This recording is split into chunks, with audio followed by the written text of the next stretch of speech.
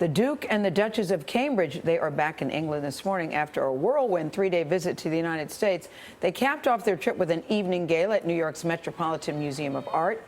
Mark Phillips, lucky guy, traveled with the royals. He's with us in Studio 57. I wonder, Mark, if you feel lucky. Good morning. Good morning. Well, they're gone, but the stardust is still settling. At least that seems to be the feeling from the royals' many fans in this country, and there may be a few more of them after this visit. The prince with New York at his feet. It would be a bit of an exaggeration to say this summed up the royal visit, but just a bit.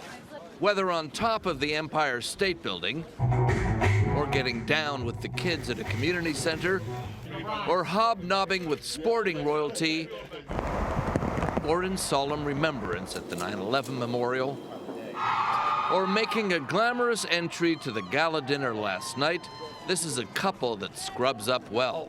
There is even more pressure on these young royals because the expectation is so high. William and Kate are not just supposed to be regal, they're supposed to be accessible. And they're supposed to be fashionistas, or at least she is. When the Duchess shows up, the palace tweets who designed her dress. Jenny Packham, if you're interested. And she's worn it before, twice, because she's just an ordinary girl who happened to marry a prince. That, says New York Post society writer Dana Schuster, is what endears Kate to so many. You know, you just look back at her wedding planning. She did her own makeup. She lived with Prince William for nearly 10 years before they got married. She wears Zara, and she re-wears it again and again.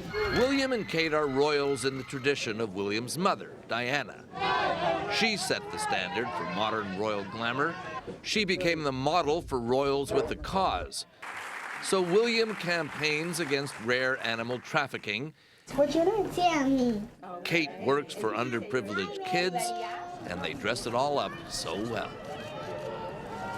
None of the royals' image making is an accident. They've got a very slick PR team, and it's about to get slicker. They've hired a new, hot, young spin doctor, an American. Do they need a spin doctor, Mark? I mean, they seem to do everything so effortlessly. Yeah. Everybody needs a spin doctor. Gail, how thrilled are you to have Mark at the table? I was going to say, Yeah. I went to escort him to the table, Charlie. Everybody knows I'm smitten with you, Mark, so I won't embarrass you. But what did you think about Kate's dress? Did you love it? I thought she looked terrific. She does look terrific. You can't deny that she looks terrific. But it's this whole thing. It's the wear it several times thing. It's the, you know. Yeah. But they do this thing pretty well, don't they? Not only do they do it well, they're doing it better and better. They're getting better at it. They're hiring people who are quite clever. They're doing it, and they're actually doing what they had hoped to do, which is create this balance between their public and private lives. New house in the country, new job for him, new kid on the way. So did they? What could go wrong? What could go wrong? Did they fly back last night perfect. after the party? Yeah. After the party, they flew back. Yeah. All right, thanks, And Mark. Charlie said it best. I'm thrilled you're at the table. Are you as glad to see me as I am to see I you? am. And can I go now? Yes.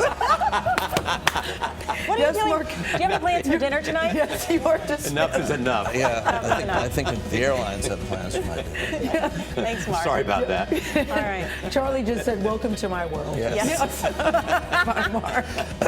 All right.